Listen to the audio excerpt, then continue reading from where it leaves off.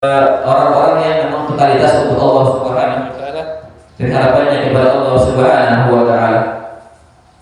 Wa an Hudzaifah al-Ba'shi rahimahullahu taala al-ikhlasu an tastawi al-a'mal 'abadi fi dhahir wal batin.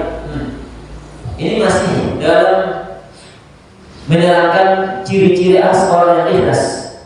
Apa itu al-ikhlas? Kata beliau, an tastawi al-a'mal 'abadi, sama perbuatan seseorang bidohir wal batin, baik di dalam dohir atau dohir yang bisa disaksikan orang lain, wal batin ataupun jiwanya. Maksudnya bagaimana dalam begitu, bagaimana di luar, bagaimana dalam itu tidak di luar. Enggak ada istilah apa mujamalah. Apa itu mujamalah? Bagus di luar, busuk dalam. Itu tanda-tanda orang ikhlas. Apa yang di luar, apa yang dalam itu yang di luar. Makanya orang-orang yang ikhlas itu ulama-ulama yang dekat kepada Allah, ulama-ulama orang-orang soleh itu apa yang mereka itu dah bagi keluar.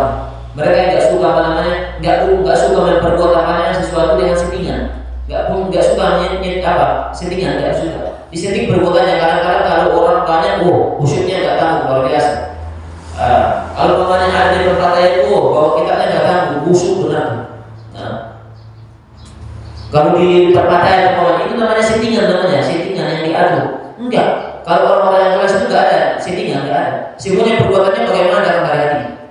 Itu tanda-tanda orang yang ikhlas. Tidak ada settingan, enggak ada setting. Semuanya asli, ori dari hati, masih ori itu, semuanya ori dari hati. Makanya enggak ada istilah mau dipuji orang terserah, mau dipuji orang terserah. Pokoknya itu udah tujuannya cuma Allah. Dia enggak peduli, dia betul enggak merasa beruntung dipuji orang lain, dan enggak merasa peduli dicaci orang lain terserah. Makanya dia itu totalitas tadi kepada Allah, ikhlas, sudah benar-benar ikhlas. Warawainya al-Imam al-Ustaz Al-Qasim Al-Bushairi rahimahullah qala, Imam Al-Bushairi termasuk Imam Al-Bushairi ini termasuk risalah Bushairi, termasuk ulama tasawuf juga. Imam Bushairi termasuk ulama tasawuf juga. Makanya risalah Bushairi itu termasuk kitab tasawuf yang banyak yang masyarakat.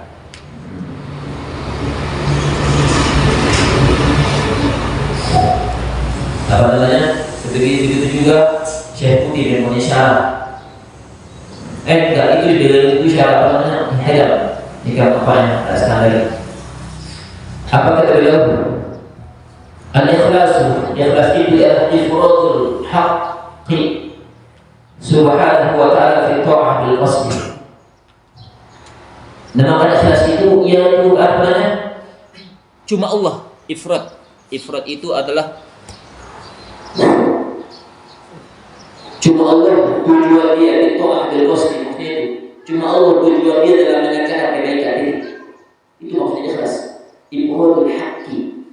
Ifradul haqqi subhanahu wa ta'ala fi ta'ah bil qasdi, itu maksudnya. Cara menerjemahkan itu ialah mengkhususkan ataupun cuma Allah tujuan dia dalam mengerjakan kebaikan. Enggak ada tujuan dia dalam mengerjakan kebaikan. Setiap yang berkaitan sesuatu yang baik, setiap dia kerjakan kebaikan sekecil apapun, sebesar apapun, bagaimanapun kebaikannya, tujuan dia cuma satu, Allah. Tujuan dia cuma satu, perhatian Allah, untuk mencari perhatian Allah, untuk mencari perhatian Allah Subhanahu wa taala, ridhonya Allah Subhanahu wa taala. Itu orang-orang yang ikhlas. Apa namanya? Wa huwa al-yuri dari ta'ala bil taqarrub ila Allah ta'ala duna syai'in akhar min tasawwur dan makhluk. Ini sebenarnya semuanya sudah seperti yang dijelaskan. Tidak ada settingan. Yang dimaksud ikhlas itu adalah apa katanya? Wa huwa al-yuri dari ta'ala. Dia itu bermaksud di saat taat kepada Allah, taqarrub untuk mendekatkan diri kepada Allah Subhanahu wa taala duna syai'in akhar, bukan tujuan yang lain min tasawwur dan makhluk. Seperti apa? Memperbuat sesuatu dengan settingan. Tasawuf settingan itu dibuat, itu settingan tasawuf. Di makhluk, di dalam makhluk. Jadi orang-orang yang ikhlas itu perbuatannya itu tidak ada settingan, tidak ada dibuat, semuanya ori dari hati, semua asli dari hati. Itu yang ikhlas itu. Bagaimana di dalam, begitu yang di luar. Kadang-kadang kita juga banyak di luar, busuk di dalam. Kalau di belakang kita itu, ketahui, luar biasa. Di belakang kita apa namanya, kayak bangkai. Itu tanda-tanda orang teman-teman yang baik juga apa? Tanda ciri-ciri teman yang baik itu adalah sama di depan kita dan di luar kita dan di belakang kita. Sama di depan kita biasa-biasa saja. Di luar kita juga biasa-biasa saja. Ada pun di luar kita lebih bagus, ada pun di belakang kita lebih bagus. Yaitu memuji-muji kita dari belakang kita. Di depan kita biasa-biasa saja. Namun kadang-kadang teman kita enggak. Di depan kita baik-baik, di belakang dipuji, dicaci maki, dihacuri, dihabisi, dicemoohi dan macam-macam, difitnah dan lain-lain. Jadi gitu cara-cara di saat kamu juga bersahabat berteman, jangan terlalu suka settingan. Udah biasa-biasa saja, biasa-biasa saja kamu. Jangan kamu suka berbuat sesuatu yang settingan. Enggak enak, capek settingan. Kalau kamu berbuat gaya hidup kamu banyak settingan, capek. Kamu tuh asli aja, ori aja, apa yang di hati itu yang dijual. Apa yang kita jangan suka settingan, capek dalam hidup ini. Kalau suka settingan, makanya kalau mau settingan itu, udah kamu setiap hari perhatikan orang lain, bagaimana biar bangga, bagaimana biar bagus, bagaimana biar hidup, bagaimana biar macam-macam. Itu kamu capek nanti. Capek kalau kamu punya tahu makhluk orang lain capek kamu nanti hidup. Namun saat kamu punya tahu Allah nggak enak ini kamu berbuat apa yang dalam itu yang di luar. Enak kamu nggak ada paksaan, nggak ada tekanan, nggak ada lain. Ini maunya apa? Apa yang di dalam itu yang di luar. Terus aku kisah Muhammad Indonesia ataupun mencari-cari pujian dari orang lain. Nah, berarti itu di saat kamu mencari-cari pujian dari orang itu belum ikhlas kamu, belum namanya ikhlas. Apalagi Muhammad imadah min al-khalqiyah. Di saat kamu masih suka dipuji orang lain, suka dan puji orang lain. Mahabbati madahin min nas. Suka dipuji orang lain itu belum pertanda yang ikhlas ataupun tanda-tanda yang ikhlas. Di saat kamu masih ada suka kamu dipuji orang lain, di saat kamu dipuji orang lain kamu itu merasa udah kayak kamu yang punya dunia ini bisa zaman pokoknya itu tanda-tanda belum ikhlas. Namun orang-orang yang benar-benar berkandas kepada Allah bisa dipuji orang biasa saja, bisa dicaci orang lain biasa saja, itu tanda-tanda orang kandas. Soalnya itu cuma satu Allah. Itu gak mengharapkan pujian dan cacian. Terserah. Mau dipuji orang lain terserah, maka faktor silahkan. Mau dicaci orang lain silahkan. Karena dia tujuannya cuma satu Allah. Makanya itu orang itu di saat orang ikhlas, di saat orang tujuannya cuma Allah itu enak itu hidup. Hidup itu enak. Gak capek. Mau dipuji orang lain terserah, mau dicaci orang lain terserah. Di saat seseorang itu masih suka dipuji orang lain itu belum ikhlas namanya itu. Belum ikhlas. Kali itu belajar ikhlas. Bila musonif mengajar kita di awal-awal seperti ini supaya apa? Karena semuanya itu sumbernya ikhlas dulu. Nama dunia. Semuanya di situ. Terus, au ma'nan minal ma'ani siwa taqarrub ilallahi ta'ala. Ataupun apa namanya? Ada gimana kalian? Gak usah pakai mic.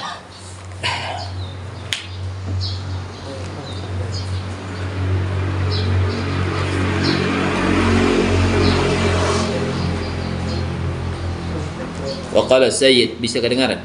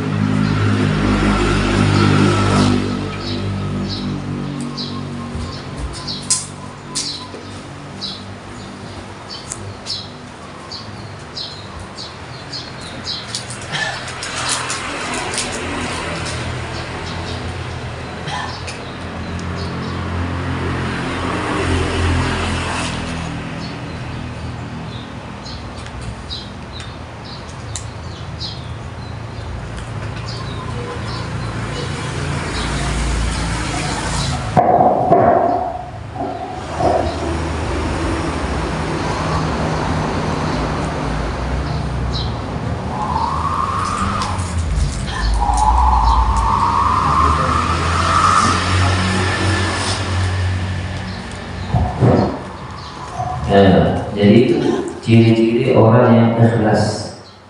Apa namanya? Kesimpulannya sebenarnya itu. Kesimpulannya semuanya tujuannya cuma Allah. Gaya hidupnya, gerak-geriknya tidak ada yang setia. Apa yang di dalam itulah yang di luar. Itulah yang di luar. Sekarang kita buka ayat. Sekarang kita buka semua itu tafsirnya kita baca nanti. Itu hadisnya di belakang itu adalah semuanya. Maknanya seperti kesimpulan. Maknanya di belakang. Maknanya di belakang itu kesimpulannya semua.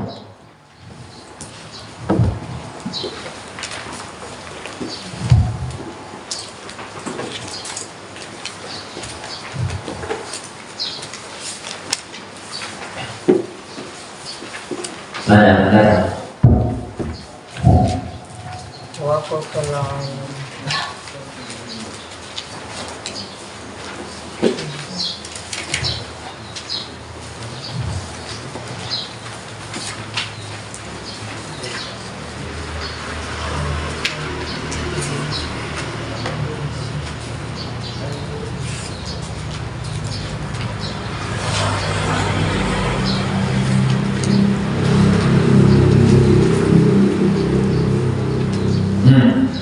Bismillahirrahmanirrahim.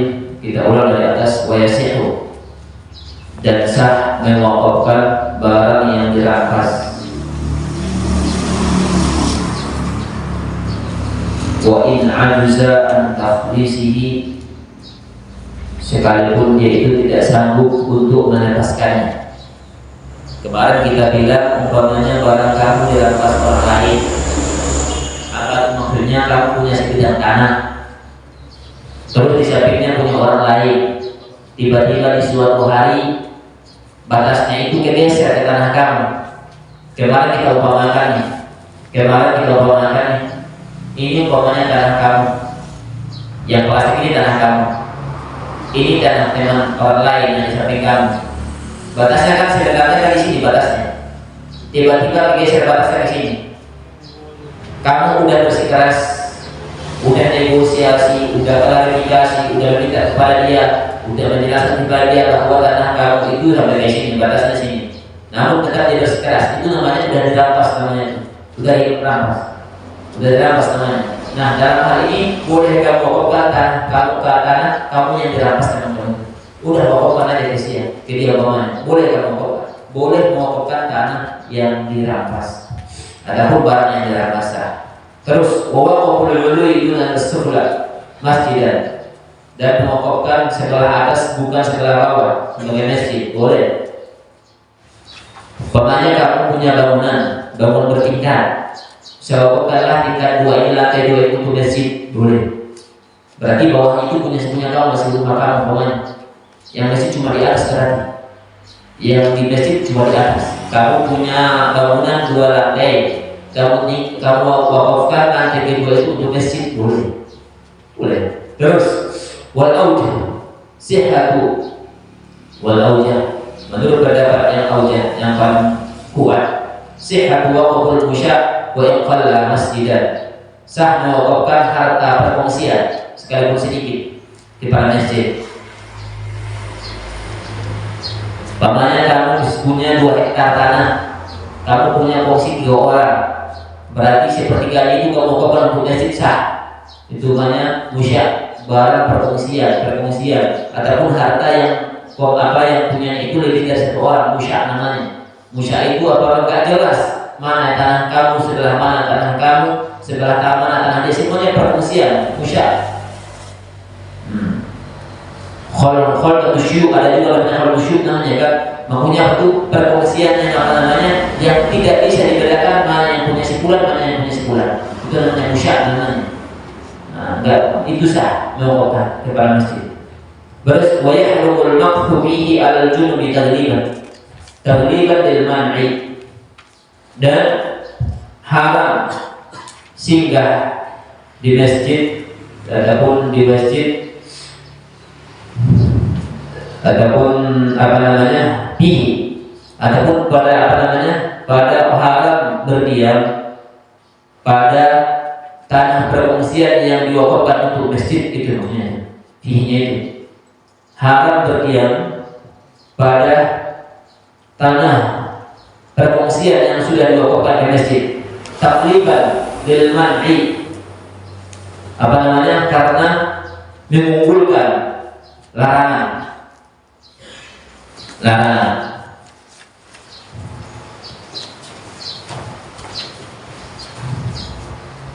Perhatikan ya, nih semuanya ini. Perhatikan ya. Ini si pernyataan. Kamu ini punya 3 orang. Punya 3 orang, kongsi 3 orang. Terus di suatu hari kamu kamu itu hijrah orangnya. Kamu itu sebenarnya sebelumnya itu bandel orangnya, penjahat macam-macam. Tapi orangnya nakal, kamu taubat. Kamu wakafkan tanah kamu yang di sini, bagian kamu di sini. Kan berarti kan bagi kan? Berarti apa? Bagi kan? Bidang ini kan? Terus apa kau bilang? Saya wakafkanlah tanah saya itu ataupun bagian saya itu, bagian saya dari perkongsian tanah kita itu ke masjid, menjadi masjid. Nah, di saat kamu bilang seperti itu, ini menjadi haram berdiam di situ. Haram berdiam di situ.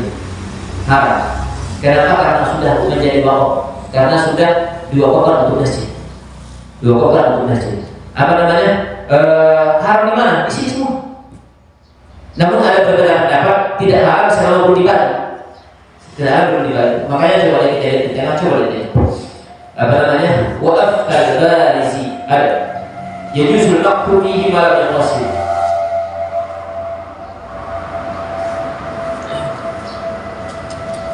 Menurut pendapat Al-Barisi, boleh berdiam padanya selama belum malam yang qasam, selama belum dibalik. Selama belum dibalik. Jadi seperti itu. Terus wayan tani i'tikaf wa salatun bihi min ghairi ihtimali bil manfaah. Dan tidak boleh i'tikaf dan salat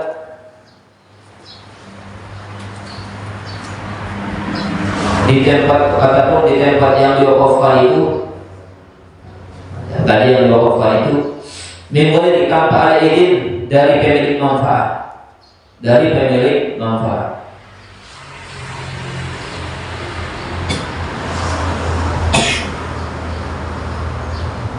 Jadi umpamanya pemilik manfaatnya itu siapa? Dari orang yang berwakaf. Jadi umpamanya kalau umpamanya ada seseorang mewakafkan sebidang tanah ke masjid, maka itu menjadi apa namanya? Menjadi masjid. Maka kalau dia sudah menjadi masjid, maka harus berlakulah di situ hukum-hukum apa? Hukum-hukum masjid. Biwaqaftu wasabbaltu wa habistu wa kada ala. Itu contoh-contoh itu masih dihubungkan. Coba hubungkan dengan yang berkurung sebelumnya. Itu contoh-contoh lapas mewakafkan, lapas mewakaf. Karena kemarin kita bilang apa? Hukum wakaf kan kemarin kita bilang di antara hukumnya apa? Sigo. Apa itu sigo? Ijab qabul. Apabila dikatakan sigo dalam fikih maksudnya apa itu? Ijab qabul. Jadi sigo wakaf itu seperti ini. Saya wakafkan. Saya saat kalau itu maknanya kalau bahasa Indonesia saya wakafkan juga. Ya betul. Kata ala saya wakafkan ini kepada ini. Au alani mauqufatun ataupun tanah itu menjadi wakaf sudah. Ya. Au wuqifa alaihi ataupun diwakafkan. Walau qala tasaddaqtu bi kada ala kada sadaqatul muharramatun aw mu'abbadatun aw sadaqatul la tuba'u aw la tuhabu aw la turathu fasalihun fil asl. Ini bisa menjelaskan tentang sahih lapas wakaf itu apa? Kata beliau, jika seseorang mengatakan saya sedekahkan ini kepada ini, sedekah apa namanya muharramat maksudnya muharramatan tak ada pemiliknya, yang tak ada pemiliknya. Au mu'abbalatan ataupun selamanya, ataupun dengan sedekah yang tidak bisa dijual atau yang tidak bisa diberikan. Ini namanya semua kode ataupun indikasi mengisyaratkan bahwasanya tujuan sedekah itu adalah wakaf. Laku waktu ataupun pemberian yang tidak boleh diwariskan pasoleh, maka itu merupakan lapas soleh wakaf, maka itu sudah ada wakaf. Kalau ada seseorang mengatakan saya sedekahkanlah ini tanah dengan selama-lamanya, itu menjadi wakaf, sudah wakaf. Bahasa lain dari wakaf. Kalau ada orang mengatakan saya wakaf, saya sedekahkanlah tanah ini selama-lamanya, itu bahasa lain dari wakaf, menjadi wakaf sudah. Adapun saya sedekahkanlah tanah ini dengan sedekah yang tidak boleh dijual belikan ataupun tidak boleh diperjual belikan, tidak boleh diberikan, itu kayak bahasa lain dari sedekah. Adapun itu menunjukkan wakaf. Bahasanya dari wakaf itu sudah menjadi wakaf. Kalau ada orang mengatakan seperti itu. Wa minas shorihi qawluhu ja'altu hadzal makan masjidan. Di antara lafaz sharih waqaf itu apa? Ja'altu hadzal makan masjidan. Saya jadikan tempat ini sebagai masjid. Fa yasiru bihi masjidan wa illam yaqul lillah. Maka jadilah tempat itu masjid sekalipun dia tidak mengatakan lillah, kata-kata untuk Allah. Wala ada li syai'in mamar, sekadar tidak juga berdatangkan dengan kata-kata yang telah disebutkan tadi, mimamar dan disebutkan. Maksudnya apa?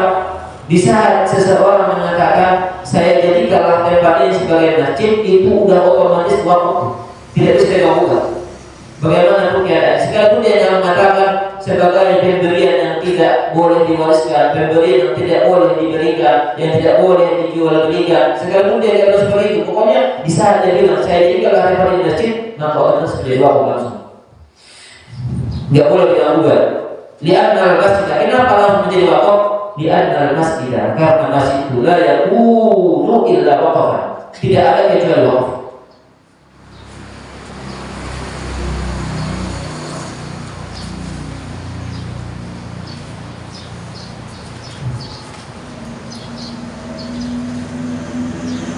Sudah.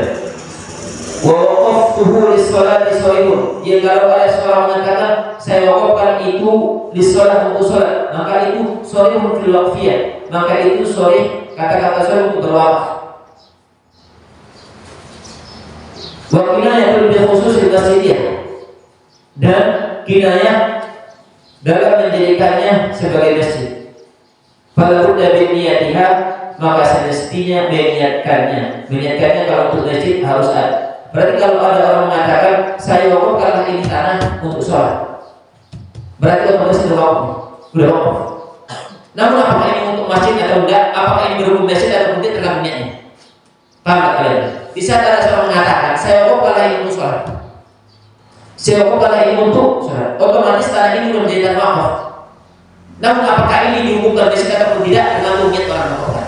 Kalau diniatkannya sebagai masjid, maka menjadi masjid. Makanya buat kinayah dia khusus masjidnya. Dan kinayah dalam meniatkan masjid, mengkhususkan masjid. Maksudnya apa tuh? Makanya pada pun dari niat dia, maka masjid niatkan di ghairil nawat, pada selain tanah kosong. Nah seperti itu. Jadi kalau ada orang mengatakan seperti itu, saya niatkan, saya wakafkanlah ini untuk sholat, ada dia punya tanah, saya wakafkanlah itu sholat atau bangunan, dia itu mempunyai bangunan atau sebidang tanah, dia bilang saya wakafkanlah ini untuk sholat, terus itu udah menjadi wakaf, tanah wakaf dia, udah menjadi tanah wakaf.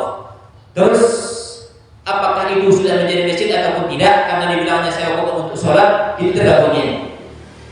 Kalau niatkan, kalau ada yang dari sana mengucapkan itu untuk masjid, maka itu menjadi masjid. Kalau enggak, wa naqal al-qamuli an al-rawayan wa qarrahu min annahu law ammara masjidan kharaban wa lam yaqif ala lahu kana 'aliyah lahu yati biha mata sya'ita. Imam Qamuli menukil dari pendapat Ar-Rawayani wa aqarrahu, dan mengakuinya. Apa yang maksud aqarrahu? Perhatikan ya, di saat ulama itu menukil pendapat orang lain, jadi dia itu ada kalanya menukil untuk menjelaskan, ada kalanya itu menukil untuk mengomentari, ada kalanya menukil karena sepakat dengan itu. Itu maksudnya kalau dia menukil pendapat orang lain, mengambil pendapat ulama lain, dan dia sepakat dengan itu, namanya naqalahu wa aqar. Kalau umpamanya dibilangnya naqala saja, kata-kata menukil saja tidak tinggi, kalau tidak tinggi naqala. Imam Sipulan menukil pendapat ulama Sipulan, itu belum tentu dia sependapat dengan itu. Belum tentu. Di saat ulama satu fakih menukil pendapat naqala fulan dan fulan, namanya Sipulan menukil pendapat Sipulan, itu belum tentu satu pendapat dengan bisa saja dinukil untuk menjelaskannya, bisa saja dinukil untuk mengomentarinya, bisa saja untuk menyanggahnya. Namun di saat ada kata-kata naqalahu wa aqarra, berarti pendapat yang dinukilnya itu udah dia sepakati si pendapat yang wa aqarra. Itu maksudnya. Wa naqala al-qawli al-royani wa aqarrahu min annahu law ammara, bahwa apa namanya, seseorang jikalau membangun masjid kharabat yang sudah hancur, walam yakif alatahu, dan tidak mewakafkan alatan yang ada di situ, kan aliyah, jikalau mewakafkan kepada masjid yang apa namanya, barang-barang yang hancur kharabat, terus walam yakif alatahu, dan tidak mewakafkan alatnya,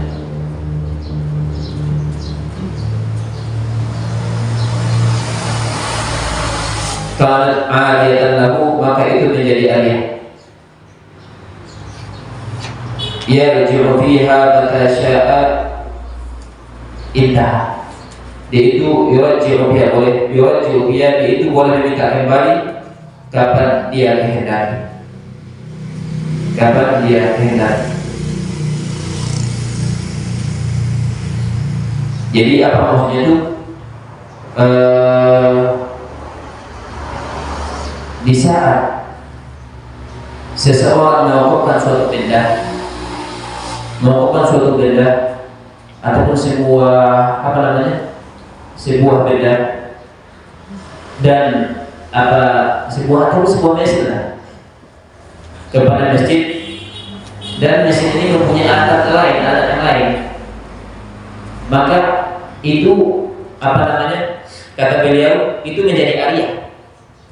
Menjadi aliyah dia, yaitu boleh mengembalikan, boleh minta kembali kapan dia kehendaki, kapan dia kehendaki. Wala yathbit huququl masjid min sihhatil i'tikafi wa hurmatil waqti lil junubi.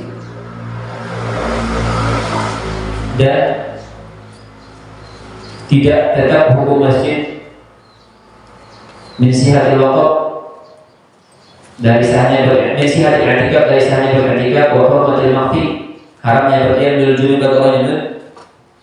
Lima udhifa min al-aqd mawqufa hawlahu idza ihtija ila tawsi'i ala ma afta bihi Syekhuna Ibnu Ziyad wa ghairuhu. Maksudnya apa? Tidak tetap hukum masjid, layak hukum masjid, tidak tetap hukum masjid. Apa itu hukum masjid? Umpamanya sa'i ketika haram berdiam di situ bagi orang junub. Lima udhifa min al-aqd, bagi tanah yang ditambah dari tanah yang diwakafkan, haulahu sekitarnya. Idza ihtija ila tawsi'i, apabila diperlukan dan perluasnya, ala mafsadi syekh. Maksudnya apa nih? Ini masjid, tiba-tiba ada perluasan. Apa namanya? Nih, perluasan ini tanah masjid. Tiba-tiba perluasan samping. Perluasan di samping, kata beliau, menurut Indonesia, jika ada perluasan di samping ini, maka hukum tanah ini tidak dianggap sebagai masjid. Di situ tidak haram berdiam bagi orang junub. Tanah perluasan untuk masjid. Pokoknya nih, ada tanah sebidang tanah yang diwakafkan. Tiba-tiba diwakafkan untuk masjid, dibangun masjid. Tiba-tiba selama kelamaan orangnya membludak, nggak muat lagi, nggak menampung orang banyak lagi. Akhirnya mereka perluas ke samping. Maka perluasan ini tidak dianggap seperti masjid. Paham nggak kalian? Tidak dianggap seperti masjid. Menurut pendapat yang difatwakan oleh Ibnu Ziyad. Makanya kata beliau diketahui dari keterangan lewat karena waqaf pada yasihu illa binafsi, bahwa waqaf itu tidak sah kecuali dengan lafaz. Maksudnya apa tuh? Makanya kata dia, nih, saya bilang tanah di masjid, ini waqaf, ini masjid tiba-tiba diperluas di sini, diperluas tanpa ada lafaz-lafaznya, ini menjadi waqaf. Saya waqafkan ini sebilang tanah kepada masjid, nggak ada seperti itu. Kalau ada yang jadi waqaf di masjid nanti, kalau ada lafaz seperti ini enggak, tiba-tiba diperluas saja dibeli. diberi langsung kepada orang yang punya. Tiba-tiba diperluas posisi ke samping. Berarti hukum perluasan ini tanah dengan perluas ini dihukum seperti najis. Itu boleh di situ beriktikaf bagi orang ataupun boleh di situ berdiam bagi orang bagi orang yang duduk, dan tidak sah di situ iktikaf, tidak dinamakan iktikaf. Kalau ada orang beriktikaf di situ enggak sah iktikafnya di situ. Kenapa? Karena itu bukan masjid.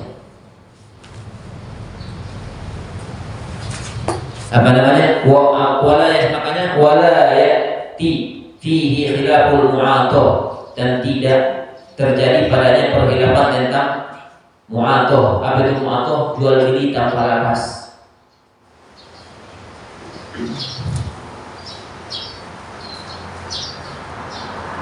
Maksudnya pada mu'atoh, baik mu'atoh ini menjual tanpa ada ijab qabul.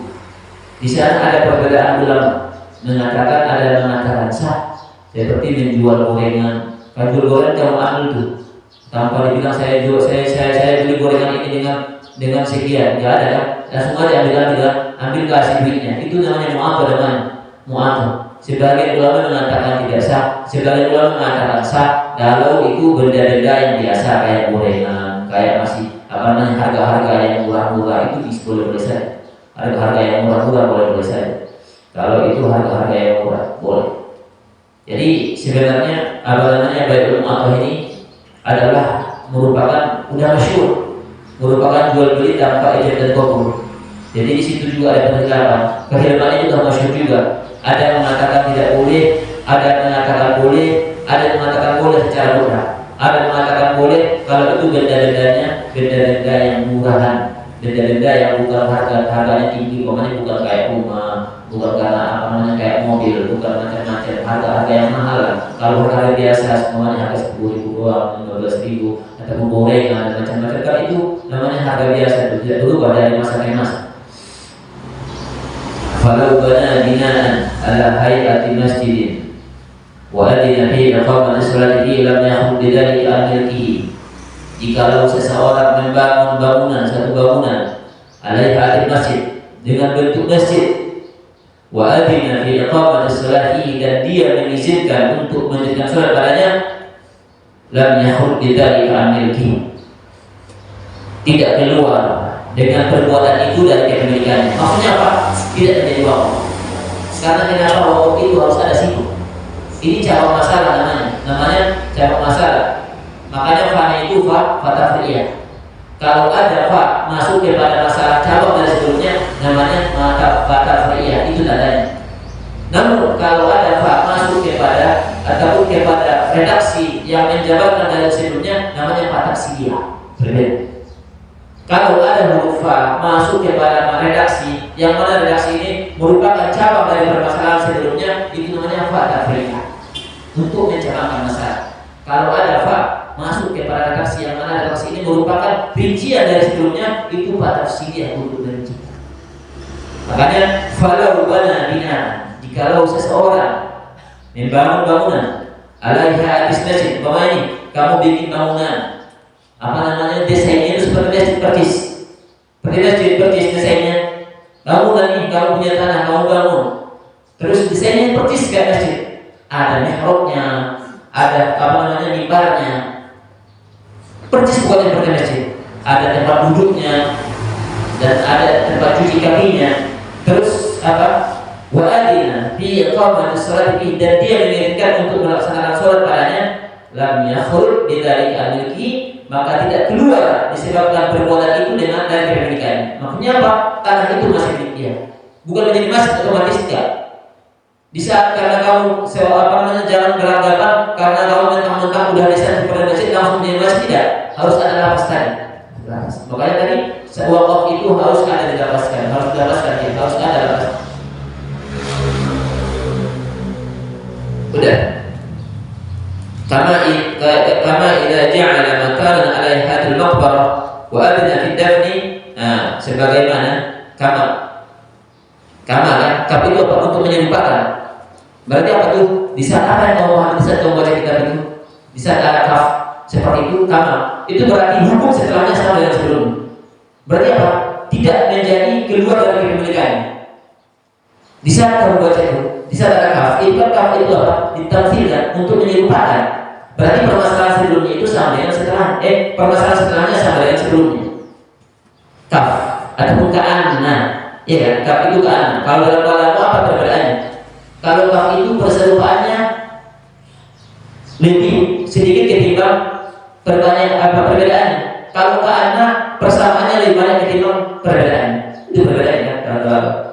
Kalau kaf sama ka'anna kan dulunya untuk tasbih untuk penyumpahan. Umpamanya kamu serupakan teman kamu, anta ka'asari. Kamu itu seperti singa. Berarti perserupaan dengan singa-singa ada, sama-sama berani. Ya. Namun perbedaannya dengan dia dan singa banyak kan? Kalau sini tuh punya kaki, punya macam, punya ini, punya taring, punya macam-macam, punya punya apa macam-macam lah. Dia nggak punya kan? Itu namanya perserupaan, itu pakai kaf dia. Namun kalau udah banyak perserupaannya dengan yang diserupakan pakai ka'anna, berarti ka'anna ka'asar semuanya. Kamu itu tak obatnya seperti singa. Berarti perserupaannya udah 5 yang cuma perbedaan. Itu perbedaan kaf dan ka'anna. Perbedaan kaf. Jadi di saat kita ketemu seperti ini, kama idza ja'ala makanan ala hayatil maqtar wa adna fid dafni bid-dafni. Sampai situ. Begitu juga di saat apabila dia menjadikan satu tempat bentuk perkuburan, wa'adina bid'ati, dan dia mengizinkan menguburkan di situ, tidak langsung menjadi wakaf, tidak langsung. Paman, kamu punya sebidang tanah nggak dipakai di sana, nggak dipakai. Tiba-tiba kamu kamu pagar dia pagar, kamu pagar, terus kamu bentuk di situ di di pintu masuknya, assalamualaikum warahmatullahi wabarakatuh. Kan itu bentuk apa? Berkuburan kan? Kan berkuburan kan?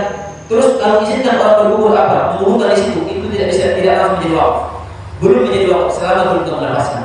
Itu maksudnya cara-cara masalah namanya. Apa kesimpulannya? Makanya syarat supaya sebidang tanah tersebut, supaya harta itu menjadi wakaf harus dilepaskan, harus diucapkan. Kalau umpamanya kamu bentuk ataupun kamu dengan perbuatan kamu, dengan sikap kamu mendesain itu seperti desain wakaf, membuat bangunan itu seperti bangunan masjid, itu tidak langsung menjadi wakaf selama kamu belum ucapkan. Makanya harus diucapkan supaya sah menjadi wakaf. Bi khilafi ma law adina fi i'tikafi fa innahu yasiru bidzalika masjidan. Berbeda di saat dia mengizinkan beriktikaf padanya maka itu menjadi masjid. Kenapa? Apa perbedaannya? Nih, kamu bangun sebuah bangunan dengan desain apa seperti masjid, seperti masjid, dan kamu izinkan orang sholat di situ, itu tidak bisa langsung menjadi masjid. Kecuali kamu ucapkan, kamu wakafkan, kamu bilang saya wakafkan itu masjid. Berbeda halnya kalau kamu bangun sebuah bangunan dengan desain masjid dan kamu izinkan orang yang iktikaf di situ, itu langsung menjadi masjid. Kenapa? Karena iktikaf itu tidak sah kecuali masjid. Itu perbedaannya. Kalau sholat tidak sah saja kamu sholat di rumah, sah saja kamu sholat di musola, sah saja kamu sholat di perpustakaan, bisa. Makanya kalau iktikaf tidak sah kecuali di masjid. Makanya di saat kamu umpamanya bangun sebuah bangunan desainnya seperti masjid percis tawaf masjid, namun tidak ada lapas-lapas dari kamu untuk masjid.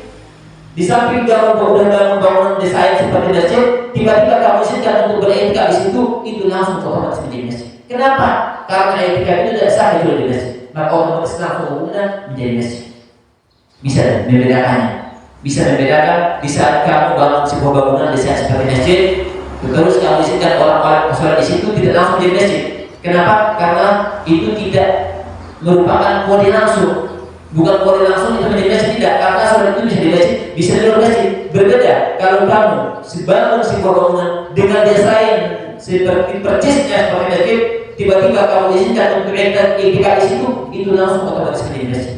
Karena kenapa? Karena iktikaf itu tidak sah itu menjadi masjid.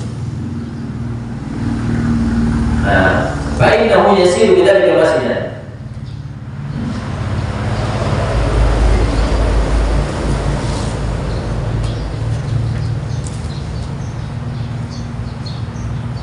وقال البغوي berkata Imam Al-Baghawi fi fatawih dalam kitab Fatwa Al-Ghawi ada namanya kitab Fatwa Al-Ghawi namanya. Fatwa Al-Ghawi ada. Apa kata beliau di situ? Lau qala li qaimil masjid, jikalau beliau berkata bagi tukang masjid, idribil laban, idribil labin. Jamak taksir dari apa itu? Lumunatun. Apa itu? Idrib. Buatlah batu bata. Labin. Buatlah batu bata min ardi dari tanahku ini lil masjid untuk masjid. Fadorobahu, maka tukang itu membuat batu bata itu. Wabana bil masjid, dan membangun dengannya masjid seolah hukum masjid, maka jadilah bangunan itu seperti hukum masjid.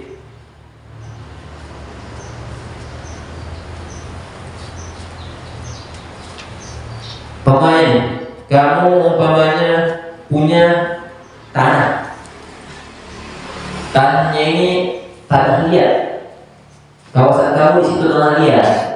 Tiba-tiba kamu bilang kepada orang lain, apa namanya? Buatlah dari batu bata ini, buatlah ini batu bata dari tanahku. Olahlah batu bata dari tanahku untuk masjid. Tiba-tiba orang itu mengolahnya batu bata itu dan dibangun untuk masjid. Itu bangunan itu menjadi masjid. Menjadi masjid.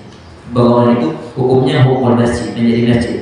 Nah, karena tanahnya itu semua dari masjid. Makanya seperti itu. Kalau ada orang mengatakan, buatlah dari tanahku itu batu bata dan jadikanlah dan bangunlah dengan batu bata itu masjid, maka itu nanti setelah jadi bangunan dari batu bata itu semua, maka itu menjadi masjid.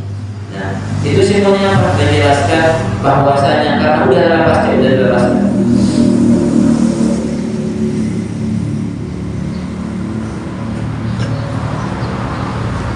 Walaysa lahu naqdu, dan tidak boleh baginya membatalkannya. Walahu istiqaduhu qabla ayyuna bihi, dan dia boleh meminta kembali sebelum dibangunkan. Intah.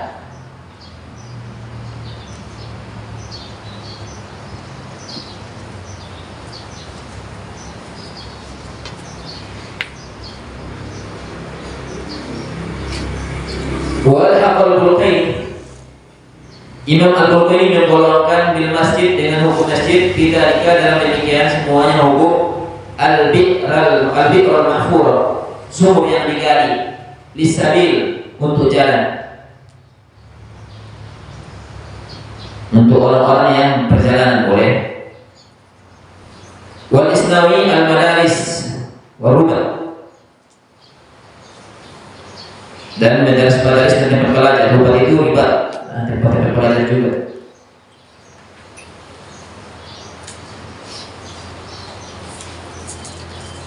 Maksudnya apa tuh? Perincian yang tadi, perhatikan.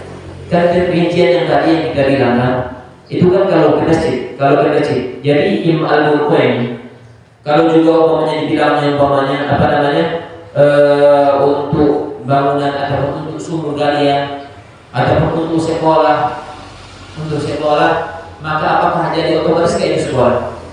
Nah itu maksudnya apa? Bisa seseorang umpamanya, bisa seseorang desain bangunan, tiba-tiba bangunan itu persis kayak sekolah. Terus nggak niatnya untuk umat, untuk sekolah, dijadikan bangunan itu untuk bangun sekolah. Membuat bangunan sekolah untuk apa? Enggak diulangnya. Pokoknya dia desain sekolah ataupun dia desain bangunan berbentuk sekolah dan diizinkan orang belajar di situ, apakah itu menjadi otomatis wakaf? Tidak. Persis tadi kayak rincian apa namanya? Kayak rincian masjid tadi. Begitu juga untuk ibadah ataupun apa namanya sumur.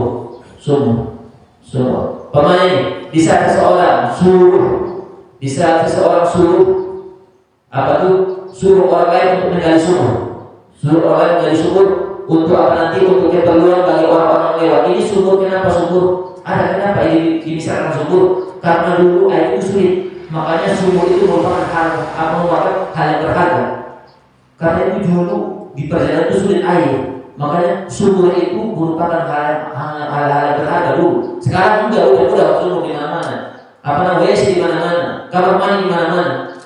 Makanya ini kita pikir sering kalau misalkan kamu lihat sumur, sumur, Kenapa? Karena sumur itu dulu adalah merupakan harta yang berharga, merupakan hal yang berharga. Kenapa? Dulu itu orang di saat musafir, di saat perjalanan sulit mendapatkan air. Makanya kalau ada orang bilang galilah sumur ini buat orang apa dan diizinkan untuk orang-orang lewat mengambil air dari situ, itu tidak menjadi otomatis langsung menjadi wakaf. Itu yang diingatkan wakaf. Baru orang-orangnya lewat, baru orang-orang lewat. Jadi apa namanya? Kalau dia niatkan wakaf ataupun kalau dia lapaskan wakaf di saat yang bilang buatlah sumur ini bagi orang-orang yang apa namanya, bagi orang-orang lewat setelah wakaf saya, itu otomatis menjadi wakaf. Kalau dibilangnya gitu dua, buatlah sumur ini, mana tahu nanti ada orang lewat butuh di air, dia bisa ambil dari sini. Nah itu belum otomatis langsung menjadi wakaf. Apa tuh maksud kesimpulannya? Wakaf itu harus dilapaskan. Wakaf itu harus dilapaskan. Kalau lewat perbuatan saja, lewat sikap saja, tidak bisa otomatis langsung menjadi wakaf. Kecuali beberapa masalah kan, kayak kita tadi. Kalau dia bangun masjid dan diizinkan yang untuk i'tikaf di situ, itu otomatis bisa langsung menjadi masjid. Karena kenapa i'tikaf itu tidak sah kecuali masjid. Itu kesimpulan. Kesimpulan yang kita baca hari ini tentang masalah ini apa? Bahwasanya wakaf itu tidak sah kecuali dilapaskan. Kalau dengan sikap saja tidak sah langsung menjadi wakaf. Tidak bisa beralih hukumnya menjadi wakaf kalau hanya sekedar lewat sikap ataupun perbuatan saja. Harus dilapaskan kecuali di beberapa perkara. Allahu subhanahu wa ta'ala ta'ala. Ada pertanyaan, silakan.